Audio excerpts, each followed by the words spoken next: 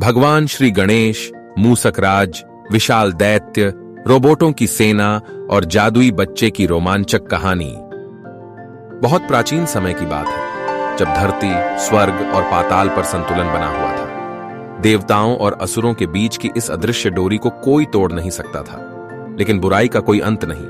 रक्तासुर, एक अत्यधिक शक्तिशाली दैत्य जो काले जादू और विज्ञान के घातक संगम का झांता था, उसने अपने स्वार्थ और अहंकार में संतुलन को खत्म करने की ठान ली। अपने ज्ञान से रक्तासुर ने एक विशाल रोबोट सेना तैयार की, जो दृष्टि में अपराजेय और विनाशकारी थी। इन रोबोटों में न केवल तकनीकी शक्ति थी, बल्कि काले जादू का भी संचार था। रक्तासुर ने स्वर्ग पर हमला कर यह घोषणा कर दी कि अब ब्रह्मांड उसके अधीन होगा। स्वर्ग, धरती और पाताल त्रस्त हो गए। जब सभी देवता रक्तासुर की दुष्ट सेना के सामने हारने लगे, तो उन्होंने भगवान गणेश से शरण मांगी। भगवान गणेश ने संकट देख अपनी कृपा की शक्ति से मानवता को बचाने का प्रण लिया। अपने प्रिय वाहन मूसकराज के साथ उन्होंने आकाशीय संकेतों का अनुसरण किया और रक्तासुर के अजेय होने का कारण जाना। दूरदृष्टि से भगवान गणेश ने देखा कि रक्तासुर की शक्ति का मुख्य स्रोत एक रहस्यमयी जादुई रत्न था। यह रत्न रक्तासुर को ब्रह्मांडीय ऊर्जा से जोड़ता और उसकी शक्ति अथाह बढ़ाता। केवल इस रत्न को नष्ट करके ही रक्तासुर को हराया जा सकता था, परंतु यह रत्न रहस्यमयी जादुई क्षेत्र में था, जिसकी रक्षा करने वाले कई शक्तिशाली राक्षस नियुक्त थे। गणेश जी ने अपनी रणनीति बनाई, लेकिन ब्रह्मांड के इस युद्ध में उन्हें एक ऐसे योद्धा की जरूरत थी जिसे दिव्य ऊर्जा का आशीर्वाद प्राप्त हो। तभी उन्हें अर्जुन का आभास हुआ। धरती के एक छोटे से गांव में अर्जुन ने जन्म लिया। उसकी आंखों में ऐसी चमक थी जिसे कोई साधारण मानव सहन नहीं कर सकता था। जब वह पैदा हुआ तो आकाश में चमत्कारी प्रकाश झिलमिला उठा और पवन ने उसके जन्म की घोषणा चारों दिशाओं में कर दी। गांव वालों को मालूम था कि अर्जुन कोई साधारण बालक नहीं था। वह दिन ब दिन बड़ा हुआ, लेकिन उसे अपनी शक्तियों का बोध नहीं था। जैसे जैसे वह किशोर हुआ, उसे विचित्र सपने आने लगे। सपने जिनमें वह रोबोटों से लड़ता, बिजली का प्रयोग करता और देवताओं की सहायता करता। बुजुर्ग कहते थे कि अर्जुन का धरती पर जन्म एक महान उद्देश्य के लिए हुआ है, परंतु बालक अर्जुन को स्वयं इस गौरवशाली कर्तव्य का पता तब चला जब विनाश ने उसके दरवाजे पर दस्तक दी। एक दिन रक्तासुर की दैत्याकार रोबोट सेना अर्जुन के गांव पर आक्रमण कर देती है। गांव लपटों में घिर जाता है। लोग अपने प्राणों की रक्षा हेतु चारों ओर भागने लगते हैं। जंगल भीषण आग और भय से भरा था। लेकिन इसी बीच अर्जुन में कुछ जागता है। उसके हाथ बिजली की चमक से भर जाते हैं। हवा मानो उसकी साथी हो जाती है और वह उड़ने लगता है। एक ही पल में गांव के लोग उसे देखते देखते चमत्कृत हो गए। अर्जुन को अपनी शक्ति का पहला अनुभव हुआ। वह जान गया कि यह शक्ति उसे किसी बड़े काम के लिए दी गई है। उसने गांव बचा लिया, लेकिन उसके मन में सवाल था, मैं कौन हूं और यह शक्ति मुझे क्यों मिली? भगवान गणेश मूसक राज के साथ अर्जुन के गांव में प्रकट होते हैं। उनका मुखमंडल गौरव और दिव्यता से दीप्यमान था। अर्जुन उनके चरणों में झुक गया।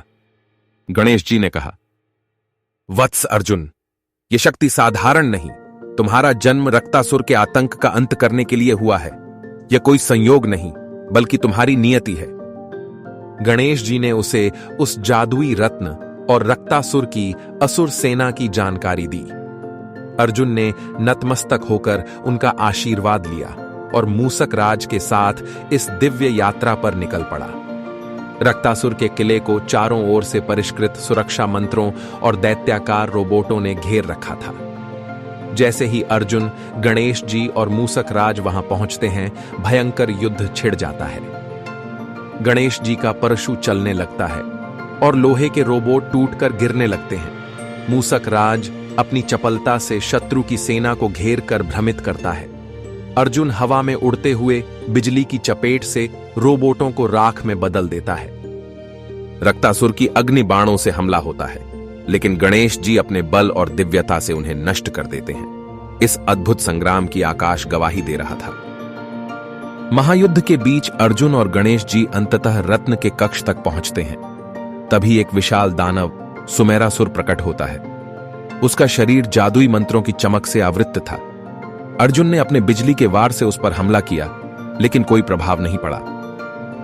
गणेश जी ने अर्जुन से कहा, रत्नभक्षी दानव को हराने के लिए तुम्हें अपनी ऊर्जा को केंद्रित करना होगा।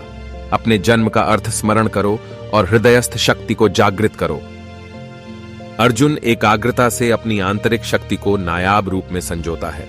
उसके हाथों से एक विशाल बिजली का गोला निकलता है जो सुमेरासुर को राख में बदल देता है। अब रत्न की रक्षा खत्म हो चुकी थी। अर्जुन और गणेश जी ने मिलकर रत्न को तोड़ दिया। रत्न टूटते ही रक्तासुर की शक्ति नष्ट होने लगी।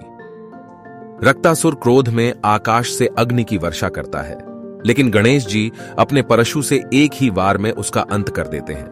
रोबोट सेना भी बिखर जाती है।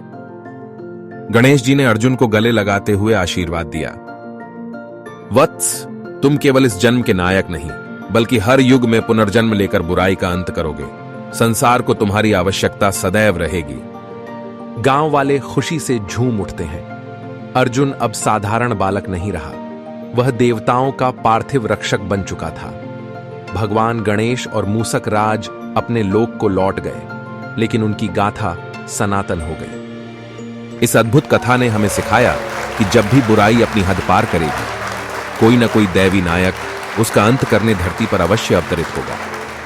भगवान गणेश और अर्जुन की यह कहानी केवल दैवी ताकत की नहीं, बल्कि मानवता की रक्षा हेतु कर्तव्य पालन की प्रेरणा है। अगर आपको यह रोमांचक गाथा पसंद आई हो तो इसे लाइक करें, शेयर करें और हमारे चैनल को सब्सक्राइब करना ना भूलें। जय गणेश।